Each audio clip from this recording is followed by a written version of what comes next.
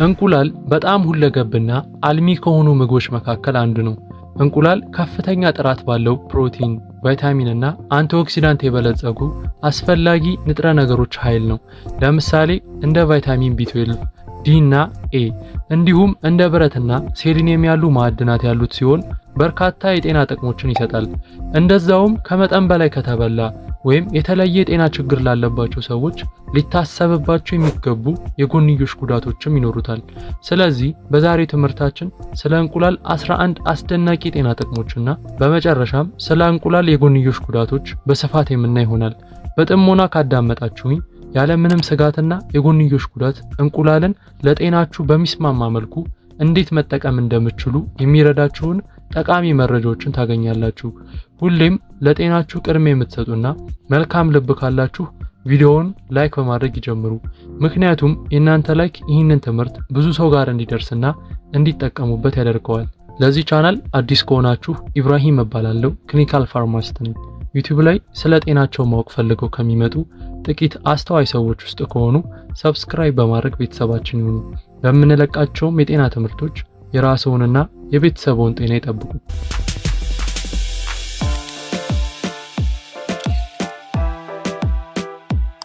አንደኛ፣ እጅግ በጣም ጥሩ ጥራት ያለው ፕሮቲን ምንጭ።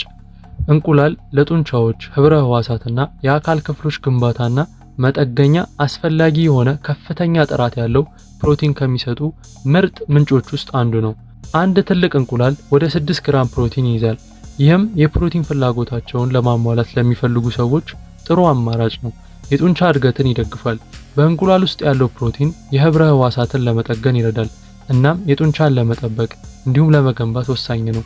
ሙሉ ፕሮቲን። እንቁላል ሰውነታችን በራሱ ማምረት የሚችለውን 9ኙን አስፈላጊ አሚኖ አሲዶችን በውስጡ የያዘ ሲሆን ይህም የተሟላ የፕሮቲን ምንጭ ያደርጋቸዋል።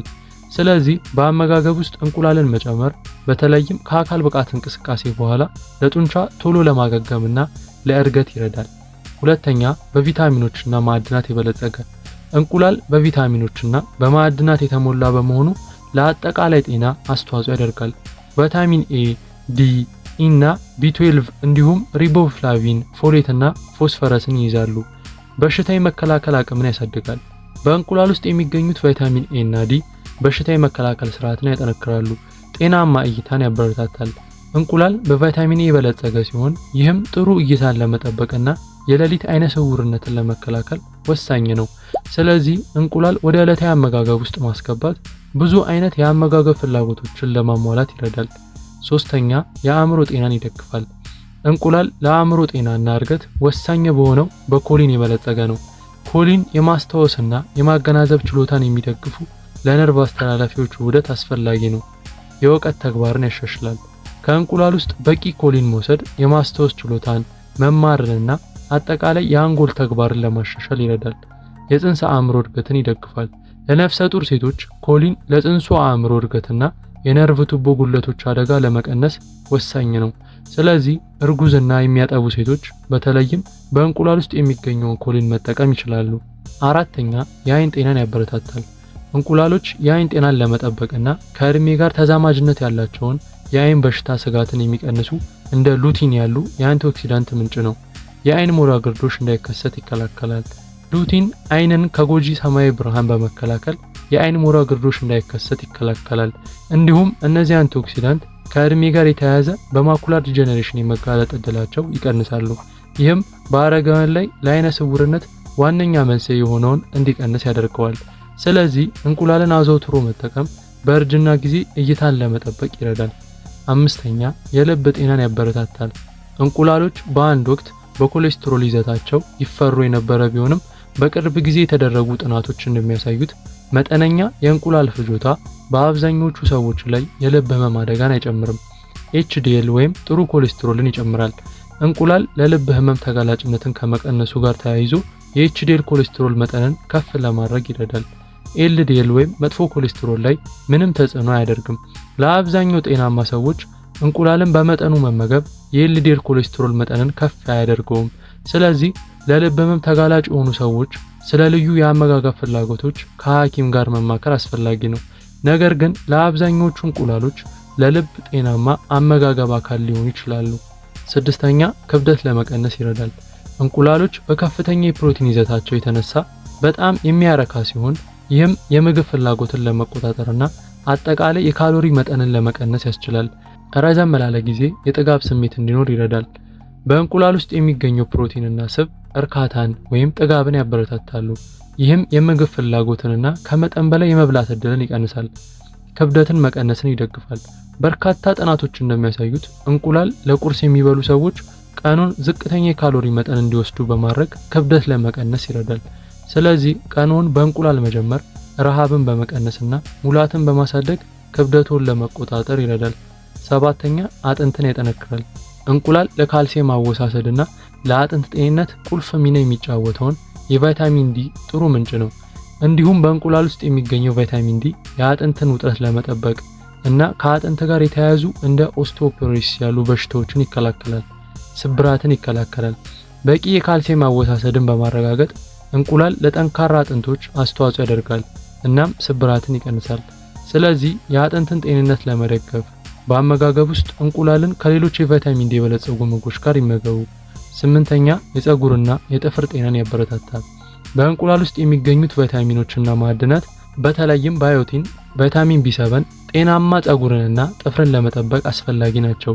የሚሰባበር ጥፍርን ይከላከላል። ባዮቲን የጥፍር ጥንካሬን ይደግፋል፣ መሳሳትንና መሰባበርንም ይከላከላል። የፀጉር እድገትን ያሳድጋል። በእንቁላል ውስጥ የሚገኙ ንጥረ ነገሮች የፀጉር ፎሎኪልን ይመግባሉ፣ ጤናማ የፀጉር እድገትንም ያበረታታሉ፣ እንዲሁም የፀጉር መርገፍንም ይቀንሳሉ። ስለዚህ እንቁላልን አዘውትሮ መመገብ ፀጉርንና የጥፍርን ጤናን በጊዜ ሂደት ያሻሽላል። ዘጠነኛ ጤናማ እርግዝናን ይደግፋል። እንቁላል ፎሌትና ኮሊንን ጨምሮ በእርግዝና ወቅት ጠቃሚ የሆኑ ንጥረ ነገሮችን ያቀርባል። እንዲሁም በእንቁላል ውስጥ የሚገኘው ፎሌት ለጽንስ እድገት ጠቃሚ ሲሆን የነርቭ ቱቦ ጉድለቶችን ይከላከላል። በጽንሱ ውስጥ የአእምሮ እድገትን ያሻሽላል። ኮሊን በልጁ አንጎልና የአከርካሪ አጥንት እድገት ውስጥ ወሳኝ ሚና ይጫወታል። ስለዚህ ነፍሰ ጡር እናቶች ከእንቁላል ውስጥ የሚገኙትን የተመጣጠነ ምግብ ይዘት በመጠቀም የራሳቸውን ሆነ የልጃቸውን ጤና መጠበቅ ይችላሉ። አስረኛ የበሽታ መከላከል ስርዓትን ይጨምራል። እንቁላሎች እንደ ሴሊኒየም እና ቫይታሚን ኤ፣ ቫይታሚን ዲ እና ኢ ያሉ ንጥረ ነገሮችን ይዘዋል። እነዚህ ሁሉ የሰውነት በሽታ የመከላከል ስርዓትን ከፍ ለማድረግና ሰውነታችን ከኢንፌክሽን ለመጠበቅ ይረዳሉ። ኢንፌክሽንን ይዋጋል። በእንቁላል ውስጥ የሚገኘው ሴሊኒየም ሰውነታችንን ከጎጂ በሽታ አምጪ ተህዋሲያን በመጠበቅ የመከላከል አቅም ይጨምራል። የመከላከያ ሴሎቹ ተግባር ይደግፋል። በእንቁላል ውስጥ የሚገኙ ቪታሚኖች የሰውነትን በሽታ የመከላከል ስርዓትን በመለየት በሰውነት ውስጥ የሚደርሱ ስጋቶችን ለማስወገድ ይረዳል። ስለዚህ በሽታ የመከላከል ስርዓቱን ለማሳደግ በሌሎች ቪታሚኖችና ማዕድናት የበለጸገ የተመጣጠነ አመጋገብ ጋር እንቁላልን በመጨመር ይመገቡ። 11 የቆዳ ጤናን ይጨምራል። እንቁላሎች በጸረ አንቲኦክሲዳንትና አስፈላጊ ንጥረ ነገሮች የበለጸጉ ሲሆን ይህም የቆዳ ጤናን የሚያበረታቱ የቆዳ መጎዳትንና የእርጅና አደጋን ይቀንሳል። ነፃ ራዲካሎችን ይዋጋል። በእንቁላል ውስጥ የሚገኙት አንቲኦክሲዳንቶች ቆዳን ከኦክሳይድ ውጥረት ስለሚከላከሉ ያለ ጊዜ እርጅናን ያስቀራሉ። የቆዳ የመለጠጥ ችሎታን ያሻሽላል። በእንቁላል ውስጥ ያለው ፕሮቲን ኮላጅንን ለማምረት ይረዳል። የቆዳውን ጥንካሬንና የመለጠጥ ችሎታን ይጠብቃል። ስለዚህ እንቁላሎች የቆዳ ጤናን የሚያሻሽሉ አስፈላጊ ንጥረ ነገሮች ይሰጣሉ። ይህም የሚያበራ ፈካ ያለ የወጣት ቆዳ ማግኘትን ያስችላል። እንቁላልን መብላት 4 ሊሆኑ የሚችሉ የጎንዮሽ ጉዳቶችን እኔ እንቁላሎች ብዙ የጤና ጥቅሞችን ሲሰጡ አንዳንድ ሰዎች ሊያጋጥሟቸው የሚችሏቸው የጎንዮሽ ጉዳቶችም አሉ። እንቁላልን በመጠኑ መጠቀምና አንዳንድ የጎንዮሽ ጉዳቶችን ማወቅ አስፈላጊ ነው። አንደኛ ከፍተኛ የኮሌስትሮል መጠን። የእንቁላል አስኳል በኮሌስትሮል የበለጸገ ነው። እናም እንቁላልን ከመጠን በላይ መውሰድ በአንዳንድ ግለሰቦች ላይ የኮሌስትሮል መጠንን ከፍ ሊያደርግ ይችላል። በተለይም በቤተሰብ የሚተላለፍ ከፍተኛ የኮሌስትሮል መጠን ካለ፣ እንዲሁም ከፍ ያለ ኮሌስትሮል ካለብዎ ወይም የቤተሰብ የልብ ታሪክ ካለ ብዙ እንቁላልን መውሰድ የኤልዲኤል መጠንን ከፍ ሊያደርግ ይችላል። ይህም ለልብ በሽታ ተጋላጭነትን ይጨምራል። ስለዚህ የኮሌስትሮል ስጋት ካለብዎ የእንቁላልን ፍጆታ በመጠኑ ይጠቀሙ፣ ወይም የእንቁላል አስኳልን በመለየት ነጩን ክፍል ብቻ ለመብላት ይሞክሩ። ሁለተኛ አለርጂዎች። በተለይም በልጆች ላይ የእንቁላል አለርጂዎች የተለመዱ ናቸው። ምልክቶቹ ከቀላል እስከ ከባድ ሽፍታ፣ የምግብ መፈጨት ችግርና የመተንፈስ ችግርን ሊያካትቱ ይችላሉ። የእንቁላል አለርጂ በልጆች ላይ የተለመደ ነው። አንዳንድ ልጆች እስከ ጉርምስና እድሜያቸው ድረስ የእንቁላል አለርጂ ይከተላል። ስለዚህ የእንቁላል አለርጂን ከጠረጠሩ የተሻለውን የአመጋገብ ዘዴ ለመወሰን የጤና ባለሙያን ያማክሩ። ሶስተኛ የሳልሞኔላ ኢንፌክሽን ስጋት። ጥሬ ወይም በደንብ ያልበሰሉ እንቁላሎችን መመገብ የሳልሞኔላ ባክቴሪያን ሊያመጡ ይችላሉ። ይህም የምግብ ወለድ በሽታዎች ለምሳሌ ማቅለሽለሽ፣ ማስታወክ፣ ተቅማጥና ትኩሳትን ያመጣል። ስለዚህ እንቁላልን በደንብ ማብሰል፣ በትክክል ማብሰል ጎጂ ባክቴሪያዎችን ይገላል፣ የሳልሞኔላ ኢንፌክሽን አደጋንም ይቀንሳል። እንዲሁም የምግብ ደህንነትን ለማረጋገጥና የኢንፌክሽን አደጋን ለመቀነስ ሁል ጊዜ እንቁላልን ሙሉ በሙሉ አብስሎ መጠቀም ይመከራል። አራተኛ ከመጠን በላይ መብላት ወደ ክብደት መጨመር ሊያመራ ይችላል። እንቁላሎች ክብደትን ለመቀነስ ሊረዱ ቢችሉም ከመጠን በላይ መብላት በተለይም እንደ ቂቤ ወይም አይብ ባሉ ከፍተኛ ካሎሪ ይዘት ካላቸው ምግቦች ጋር ከሆነ ወደ ክብደት መጨመር ሊያመራ ይችላል። እንዲሁም ብዙ እንቁላል ከካሎሪ ጥቅጥቅ ካሉ ምግቦች ጋር መመገብ አጠቃላይ የካሎሪ አወሳሰዶ እንዲጨምር በማድረግ ክብደት እንዲጨምሩ ያደርጋል። ስለዚህ ክብደትን ለመቆጣጠር እንዲረዳ እንቁላል ከአትክልት ወይም ሙሉ እህል ጋር በማጣመር ይጠቀሙ።